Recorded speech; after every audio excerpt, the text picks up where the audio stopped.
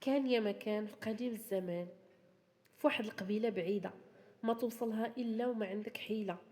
كانت طريقها طويلة، المنى تسالي وهي ما تسالي. والعجيب في الأمر أن هاد القبيلة كان طريقها كل مرة يتبدل، اللي جابتك اليوم ما ترجعك غدا. وهذا الشيء كله بسبب واحد السحارة كان الاسم ديالها عقيصة، كانت مالكة البلاد والعباد، وكان السحر ديالها ما يفلتو منه غير الشداد. وكانت في القبيلة واحد المرأة طيبة جوادة تعطي بيديها ولسانها، وكان عندها واحد جنان الخيرات القبيلة كله منها، تعطي المسكين واليتيم. ولهذا كانوا الناس سماوها الصالحة. وهاد الصالحة كانت هي العدو اللدود ديال عقيصة. حتى السحر ما خلاتو الا وجرباتو باش تهلكها وتهلك الارض ديالها، ولكن الله كان حافظها وحافظ جنانها. ومرت الأيام والحسد والحقد في قلب عاقصة شاعل بحال النار تاكل الخضر واليابس. واللي زاد في نارها أكتر هو أن الصالحة وولدات واحد التوام يطيروا العقل بالزين. إوا هاد الشي ما عليه صبر، حيت عاقصة مريضة بالعقر، لكن الصالحة حافظها مولاها وحافظ ولادها. إلا كحلة زحلة جمعت عاقصة شياطينها وقالت لهم الليلة يصبح الجنان رماد، باش ما تلقى البهيمة ما تاكل ولا العباد. بغيت نشوف الصالحة مدلولة، لا دار لا منى ولا ولاد. سمعوا الشياطين ديالها الكلام وقرروا يطبقوا الحكام، ولكن غير واحد شوية وهما يرجعوا حازنين ومدلولين. هي تسولهم ايوا واش حرقتوا الجنان؟ والجنان ولا رماد، والرماد وصل للجيران.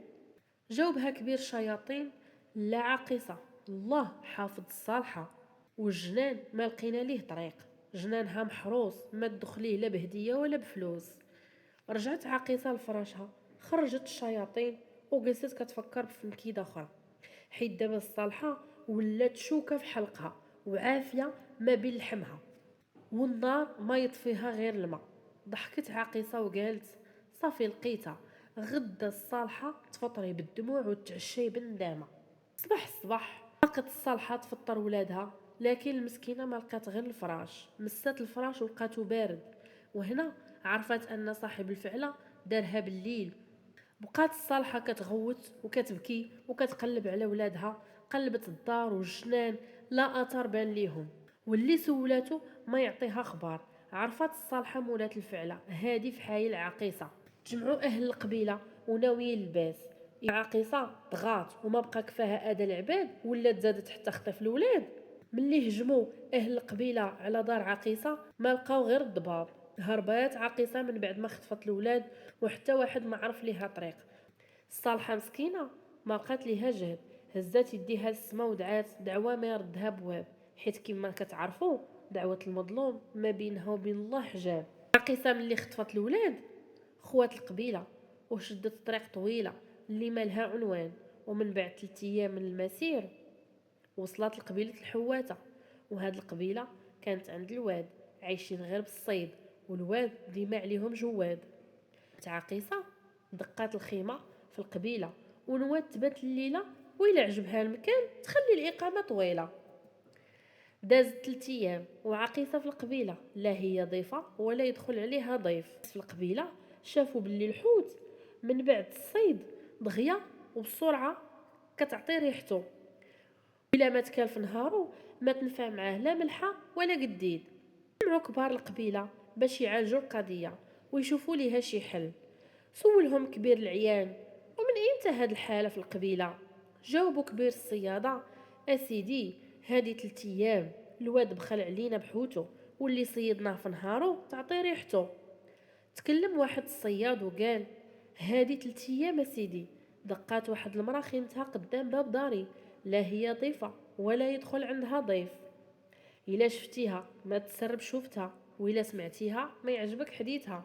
وقف كبير القبيلة وقال هاديك ضيف نحس من بود من السلايف والجدود، الليلة ماليها مباتة في قبيلتي، عطيوها مون الطريق وخرجوها. هاديك ما تصلح لا لصديق ولا لرفيق. وفعلا جاو الصيادة جمعوا العقيصة الخيمة ديالها وعطاوها مون الطريق وخرجوها ونقاو القبيلة من شرها ونحسها. وهكذا شدت عقيصة طريق مرة أخرى تقلب على قبيلة واحدة أخرى. بعد نهار عاوتاني من المسير وصلت لقبيلة الحطابة. وقبيلة الحطابة جات وسط الغابة مضلع على الشمس وموقراها الضبابة. ايوا سيادي، وصلت عقيصة السحارة ودقت خيمتها وسط القبيلة وقررت تبات الليلة، وإلا عجبها الحال تخلي المدة طويلة. الناس في القبيلة كل صباح يخرجوا للغابة يحطبوا ويحشوا، ومين يرجعوا كيشويو وكينشوا. الخير موجود، البهايم لاقيه ما تاكل، والغابة تجود بالحطب والعود. ايوا فاتت 3 ايام لاحظوا الناس ان الحشيش اللي كيحشوا الحطابة البهايم كيبس في الطريق قبل ما يوصل لقبيلة، وهكذا قل فيها الحليب واللحم. وقرروا الحطابة يجتمعوا في بيت الكبير القبيلة ويشوفوا القضية شي تخريجة ولا حيلة. سولهم كبير القبيلة: ومن ايمتى هاد الحالة في القبيلة؟ وهو يجاوبو كبير الحطابة: سيدي، هادي 3 ايام كنا كنجيبو حطب الشهر وكنحشو البهايم، واللي حشينا 3 ايام كيبقى خضر تاكل منه الغنم والجمال والبقر. اما دابا حشيش كيبس في الطريق والحطب يابس كلاتو الشمس. ناض واحد الحطابة وقال ليه: اسيدي كبير القبيلة، هادي 3 ايام جات واحد المرأة ودقات خيمتها قدام بابي، الا شفتيها نهار كيفوت كحل، وإلا دوات معاه بحال النار تحرق وتقتل. وقف كبير القبيلة وقال: هاديك وجح النحس ما تباتش الليلة في القبيلة، هي جات بعارها وحنا نتكوو بنارها. اجتمعوا رجال القبيلة ريبوا العقيصة المنحوسة خيمتها، عطوها مونة الطريق وسط الغابة. عاوتاني شدات عقيصة الطريق، ومن بعد يوم من المسير اللي هي على أبواب قبيلة جديدة ومن اسمها صافية بين قبيلة سعيدة.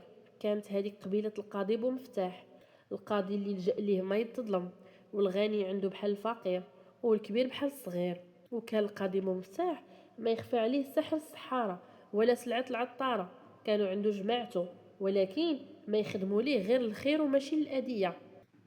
وصلت عاقصة للقبيلة ودقت خيمتها كالعادة. وفي هاد القبيلة كان الفلاح الخضار التاجر والقزار، والقبيلة حتى لذاك النهار عايشة في هناء وسلام. ملي دازت 3 ايام شافوا الناس باللي كثرت الخصومة بيناتهم، الغني ياكل رزق الفقير والكبير يحقر الصغير. والقاضي بومفتاح ما داروا الشكاية الصف قدام بابو وعمر الخصومة ما كانت في المال وفي العرض. بابو كبير التجارة وكبير الخضارة دخلهم القاضي بومفتاح وقال لهم: اش واقع بين الخضارة والتجارة؟ كان عرفهم خوت، لا غدارة ولا شفارة. خدا الإذن كبير التجارة وبدا الكلام: سمعني يا سيدي بومفتاح، هادي 3 ايام جمعنا المونة من الحطابة والقزارة وعطينا الفلوس للخضارة. الحطابة والقزارة وفاو بالوعد ديالهم وبقاو الخضارة، وحنا سيدي بومفتاح موجدين الجمال والقافلة غادي تمشي. اللي سالا كبير التجار كلامو القاضي بومفتاح بان قال حكامو. قال كبير الخضارة: انت اش كتقول في هاد الشي؟ قال لي كبير الخضارة: اسيدي بومفتاح، حنا ما نكرنا كبير التجارة، شديناهم والخضرة جمعناها، لكن صباح اليوم ما لقيناها، واش تسرقات واش تحرقات حتى واحد ما لقى ليها اثار. هنا حار القاضي بومفتاح وقال لهم: رجعوا عندي في الصباح ونقول لكم شكون اللي عليه اللومه في هاد الخصومه. غير خرج كبير التجاره والخضاره ودخل كبير الجزاره وكبير الفلاحه طالبين حكام سيدي بومفتاح. وقف كبير الجزاره قدام القاضي ويقول ليه: اسيدي بومفتاح، كبير الفلاحه شد لي بهايمي في ارضه وما بغا يطلقها، وكيقول يا يذبحها يا يشنقها. قال القاضي بومفتاح: الفلاحة اش كتقول في هذا الكلام؟ واش كذاب ولا قال الصراحة؟ جاوبوا كبير الفلاحة: نعم سيدي بومفتاح صادق، ولكن بهايمو تسلطوا على ارضي كلاو الزرع وهلكوا الارض، كي غندير نعوض خسارتي امولاي القاضي؟ وقف القاضي بومفتاح هو يقول لهم: سيروا الصباح رجعوا عندي نوريكم الظالم من المظلوم. بقى جالس القاضي كيفكر مع صحابه ويقول لهم: اش هادشي تسلط على القبيله، عمرها ما تشكات الجور ولا المكيده، وهاد 3 ايام ولا الظلم قاعده. ويقول ليه صاحبو: الا سمحتي لي يا سيد القاضي، هاد 3 ايام جات واحد المراه كبيره غريبه على القبيله، ما ترتاح لشوفتها ما يعجبك كلامها، معاها 2 صبيه صغار ما باينينش من توبها، ياك ما جابت معاها النحس والبغيضه للقبيله. جاوبوا القاضي بومفتاح نتوما كتعرفوني ما نبغي الظلم، جيبوها نسمع حكايتها.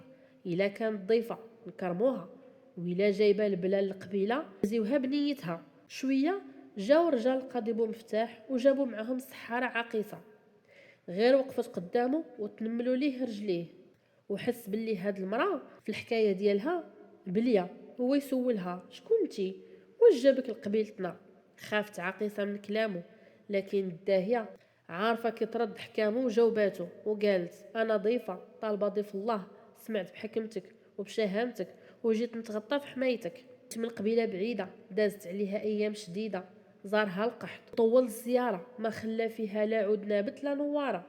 ايوا سيدي بومفتاح، هزيت وليداتي خويت القبيله وقصدت قبيلتك، قلتو عليا هداك منايا، وإلا ما قبلتو نعاود رجايا.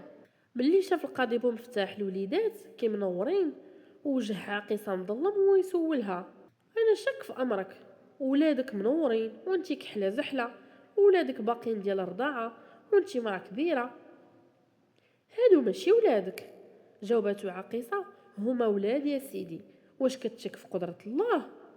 هو يجاوبها حاشا نشك في قدره الله، نرسل الزرزور يجيب خبارك، الا كنتي صادقه نقادو ليك المقام، والا كنتي كاذبه نرميوك لجهنم.